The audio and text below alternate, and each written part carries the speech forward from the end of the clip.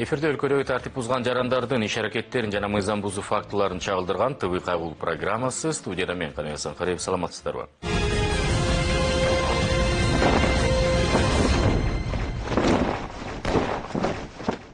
Бүгүнкү чыгарылышыбызда биздин чыгармачыл топтун жай айларында дубандарды кыдырып иш алып барган жыйнагын жыйынтыктамакчыбыз. Жана акыркы иш күн адаттагыдай эле Ысык Көл областынын Чолпон Ата шаарында орун алды. Акыркы иш күнү белгилүү бильярдчы спирт ичимдигин ичип унаасын башкарганы жана жергиликтүү тартип сакчылардын өздүк кызматкерлердин кызыкчылыктарына көз жумгандары туурасында сөз кылмакчыбыз. Алыстабаңыздар.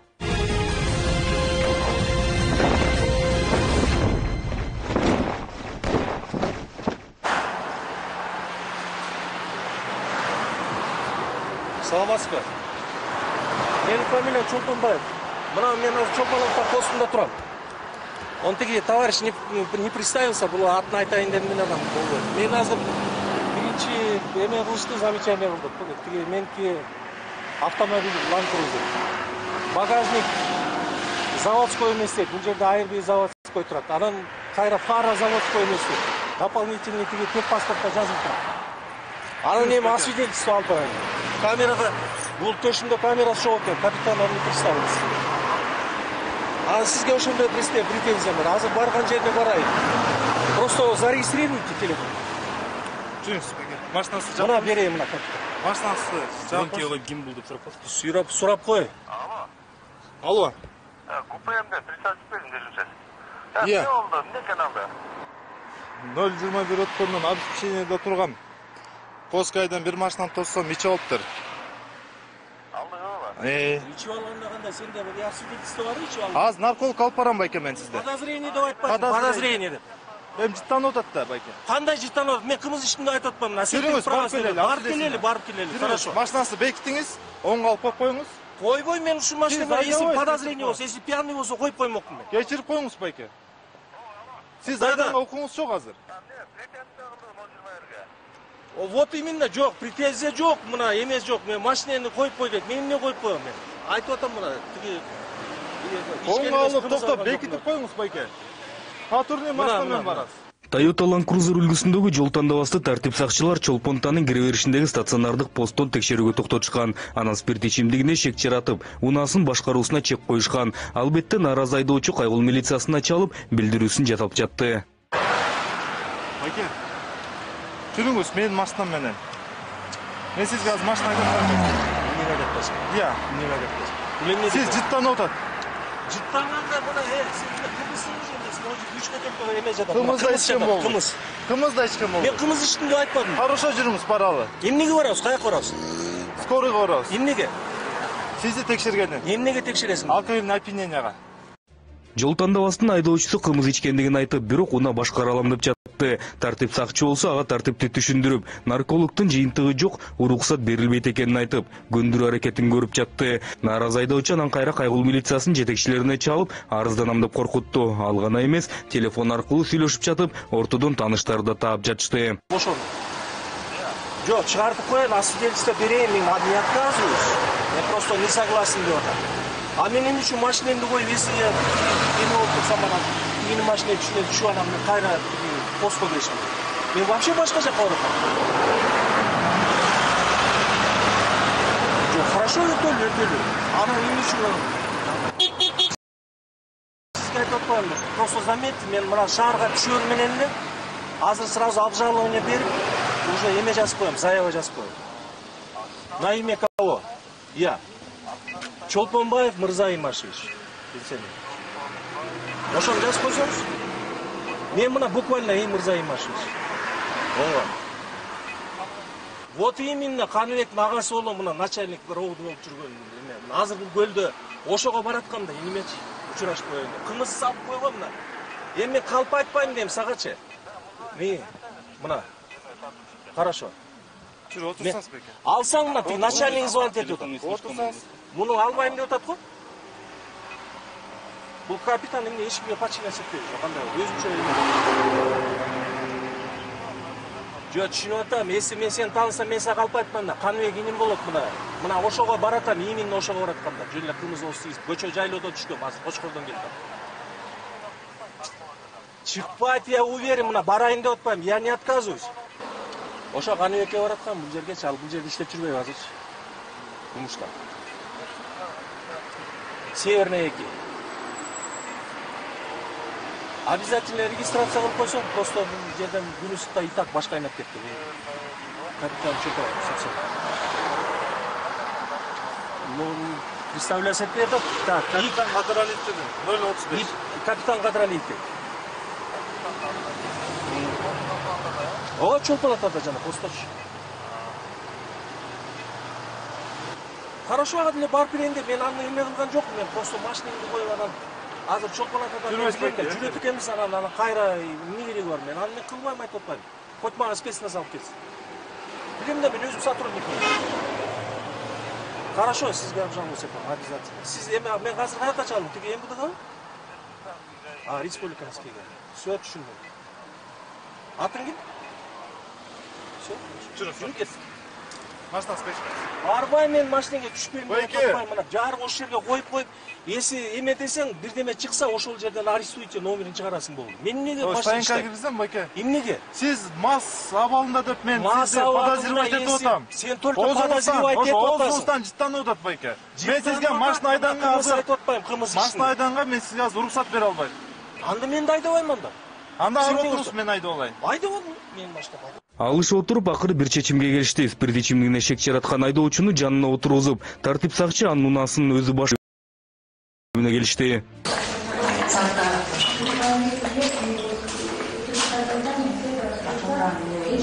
Убада бергенде эле Мырза Чолпонбаев аттуу айдоочу текшерүүдөн өтүп берди. Жана анын жыйынтыгы менен организмде алкоголь бар экени тастыкталды.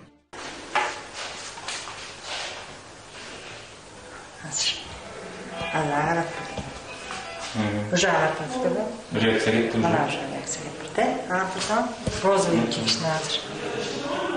Азыр ага бираздан кийин. Мен кымыз ичтим деп жазасыз. Я не согласен деп жазам. Ошо не согласен деп кымыз ичкем деп жазасыз. Ооба, обязательно. Канча иштейсиз? Ой, көчөтөн бери ичип жүрөм, атам бул жерге келгенде 1,5 метрде иштик го. Мында өйдө турсаңыз деп мындай мынтип туруп анан монда алышында. Это, ой, эжеке, это вы чё? Кимди текшерип атасыз спецназ? Айдоочунун айтымында жалпы жолунан 1,5 литр кымыз ичкен, андыктан текшерүү аны тастыктаганына таң бергени да жок. Ал эми бул жакта кагаздар толтурулуп бүткөн соң темир тулпарын жергиликтүү айыппуна токтотуучу жайына жеткиришти. Унаасы мынтип камалган соң дагы айдоочу кетип калган жок. Унаамды калтыра албайм деп посттогу жетекчилерге да кирип чыкты. Сотко барасызбы? Жок, билем. Сотко барганча бир просьба да. Эмеден Венадан алыш керек болчу. Мен өзүмдү акты салып жүрсөм, биринчи күнгө чейин мен кандай кайф барам?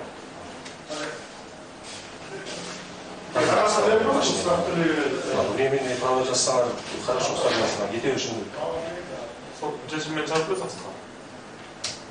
Кечки мал ушул эле стационардык постто. Терезелери толугу менен караңгылатылган унаа токтоп калыптыр. Бул жакта иш алып барып жаткан тартип сакчылар аны көрмөксөнгө салып, иштерин жасап жатышты. Албетте биздин чыгармачыл топ кызыгып бир топко чейин кожоюн аңдып турду. Ал эми тартип сакчылар иштерин улантып, бул аралыкта кошумча жарык бериште орнотуп алган унааны токтотушту.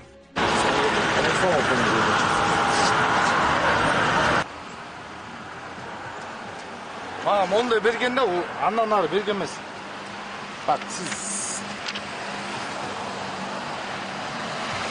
Налог эме ГРС бар, печать бастырып чыгып керек ичине внутри. ГРСке барсам как раз урушуп аткан. ГАИ менен ГРСтин балдарчы. Ана мага мону эле пока калдонуп турган. Это установка на газовое оборудование. Газовый оборудование жок, ана. Противотуманный фар 5 штук керек. Ошого жазып бергенде ушундай деп. Айдоочуга тартип түшүндүрүлүп, анын көрсөтүп жаткан кагазынын эч кандай мыйзамдуу күчү жок экени айтылып, протокол толтурулмай болду. Сиз техпаспорт ичинде, Противотуманный фар 2 штук, анан газ деп жазган. техпаспорт ичинде печать бастырып. Жок, аны бастырасыз. Азыр мен өзүм билдим. А в данное время бул деген сизге жазып берейин. Карап турсуз. Страница добро дополнительно. Бул жараттым. Бұл не действительно азыр тұра, печать жоқ. О, без печати не идет. Значит, ты до устранения қандай? Стоянка болды. Жоқ, правосында алып қаласыз, водительскийге сұраймыз. Бірақ устранение болуш керек та. Аны чечет азыр. Чечет. Бул балага протокол толтурулгуча буга чейин постто турган терезелери караңгылатылган унаанын айдоочусу пайда болуп, унаасын алысыраак барып токтотуп койду. Айтсак, унааны башкарып жүргөн киши жергиликтүү ички иштер башкармалыгынын өздүк коопсуздук кызматкери болуп иштейт экени белгилүү болду. Биздин чыгармачыл топ бул көрүнүшкө тартип сакчылардын көңүлүн бурса да, экинчилери укмаксанга салып жүрө беришти. Өздүк коопсуздук кызматкерлерин өзүбүздүкүлөр деппи, же алардан коркуппу, бири да басып барган жок. Бирок эң кызыгы ал айдоочу өзү жаныбызга басып келип, буга чейин чечилген тазаланган терезелер туурасында сураштырып жатты. Скесим айтаттыңар, а? Тонировка кечесиңер, тартып калсың, а? Кайсы эмне машина? Сиз айттыңыздар, а? Кайсы эки машина тартылды тонировка. Серьезно, без номеров, которые загнали. Инспайр, анан кийин бирөөсү на месте устранение кылган ал. Чолпатан эмес, центринен. Ким? Старший ким эле? Бул жакта тонировка менен көчөнүн жактасы өтпөйт. Тонировкасын найдеп жүрөт. Старший. Тонировканы чечеле акылы. Лобовый. Кайсы машина? Семерка мына деп. Моң жакта турган жер.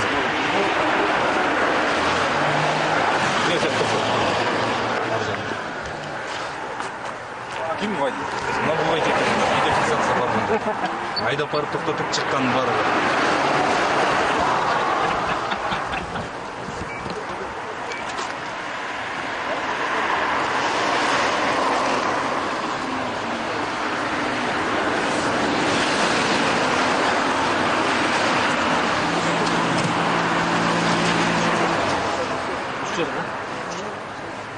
Мынтип баары тең оздоруна суу толтуруп алгандай болуп, бири да сөз чыгарбай жүрө беришти. Бир кызыктуу жагдайды айта кетсек, ушул эле өздүк коопсуздук кызматкери мындан бир күн мурда ушул эле стационардык постко келип, тартип сакчыларды эч кимден коркпой иштегиле. Бирдеме болсо бизге чалгыла деп такалап кетип, эртеси мынтип өздөрү толугу менен терезелери караңгылатылган унаа менен келип, мыйзам алдында жооп бергенин ордуна бири-биринен коркуп туруп калышты. Ал гана эмес, биздин дооматтарды угуп, баары тең четинен туш тарапка кете башташты.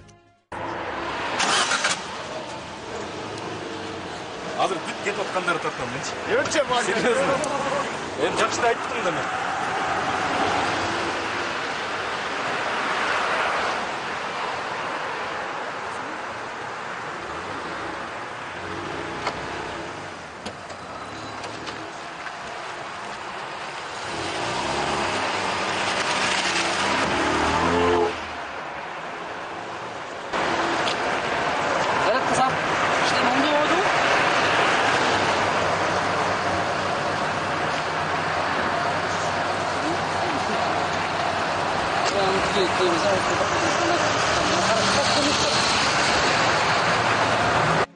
Өздүк коопсуздук кызматкеринин толугу менен терезелери караңгылатылган унаасын ушул эле стационардык постунда жайгашкан айыпына токтотуучу жайынын кире беришинде тура берди. Ал эми тартип сакчылар жана бул унаанын айдоочусу болгон кызматкер дагы алардын ишине көз салып тура берди. Экинчилери кызуу иштеп жатышты. Капитан милицейник. Астына бала салып түсті. Старший инспектор. Капитан милицейник. Документ көрсөтөсүз. Документ. Астына зашмаса. Документ бересиз. Документ көрсөтөсүз. Документ. Водитель удостоверение. Водитель удостоверение көрсөтөсүз. Кой инспектор? Мне удостоверение. Документ көрсөтөсүз. Текшерүү учурунда унаага тиешелүү документтерди көрсөтөрдөн мурда кызматтык күбөлүгүн сунган айдоочунун айдоочулук күбөлүгү жанында жок экен. Унаанын тек талонун гана бере алды. Азамат баке, капитан милицейник. Баке, тартылды. Никольский тарай, я понимаю. Баке, не избегал он. Начальник управления Гольского часа. Делдан дрын, это перестань. А потом с ребенком уже.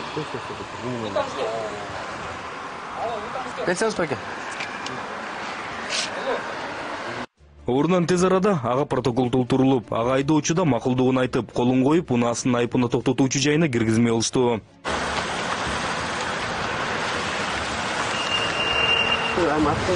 Акты билбейм.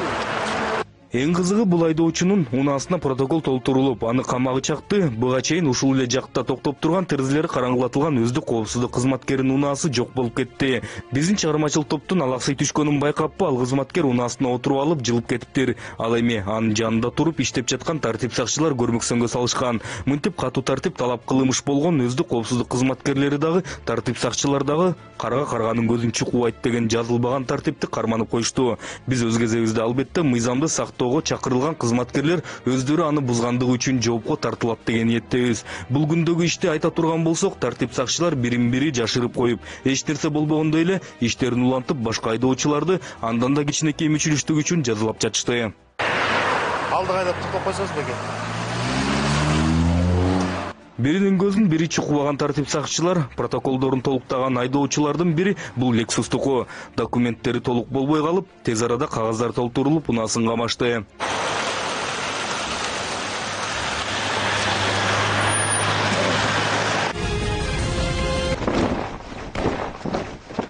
Стационардык постто текшерүүгө алынган дагы бир унаа жол тандабас болду. Аны башкарып жүргөн айдоочу баарыбызга атагы алыска чыккан бильярд ойуну боюнча дүйнөнүн бир канча жолку чемпиону Каныбек Сагынбаев экен. Барып экен. Бачка калды токтоп. Станка айдап коерсиз. Я. Станка айдап. Бар экен да. Вайсиз барып. Siz hiç olgansız mı? Yok. Oğuzunuzdan çıkarıp. Jaka oyalayın onda. Станка gitseniz. Aç станканы. Белгилүү бильярд оюнчусунун айдоочулук көлүгү жанында жок болгону бир болуп, спирт ичимдигине дагы шек жаратты. Андыктан тартип бузгандыгын мойнуна алып, ошол эле замат унаасын айыпына токтотуучу жайына өзү киргизип берди. Андан соң баары тең анын ичип ичпегендигин тастыктоо үчүн наркологияга барыш керек болуп, тартип сакчыларынын унаасына отурары менен айдоочу кымыз ичкендигин айтты. Kımız içtim. Azami alıp ben kişilerge ayıp koyamam. Az bat ele. Сейчас это пойдет.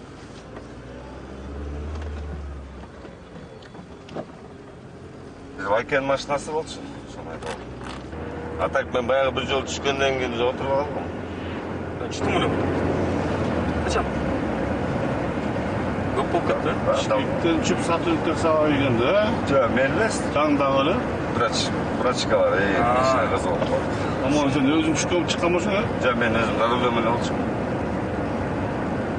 Oyunu atasın da oyunu aldın. Oyunu aldım. Çıkmay aldın mı? Жоқ, балдар чыгып. Жолдо баратып, анан Каныбек Сагынбаев наркологияга барбай эле, ишти бүтүрбөйлүү деп сунуш кылып көрдү. Албетте бул аракети жардам берген жок. Барбай эле өзүм эмитип койгон. Несем. Анда мештеле жаман делемендер көргөн жокмун. Бир аракет кылды да болду. Бильярдисттин мындан кийинки кадамдары тартиптерге баш ийүү менен гана чектелди. Наркологияга барып, бардык тийиштүү текшерүүлөрдөн өтүп берди.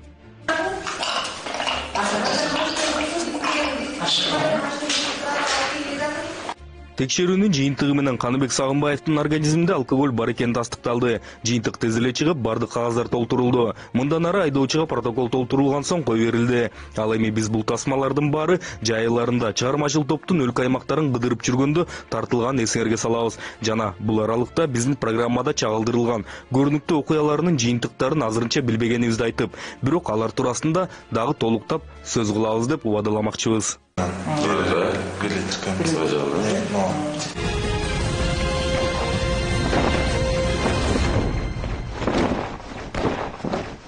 Эскерте кетсем, ушул сыяктуу окуяларга жана башка мыйзам бузуу фактыларына күбө болсоңуздар, анда төмөндөгү номерге чалып же WhatsApp аркылуу бардык материалдарды жөнөтсөңүздөр болот. Көрүшкөнчө сак саламатта туруңуздар.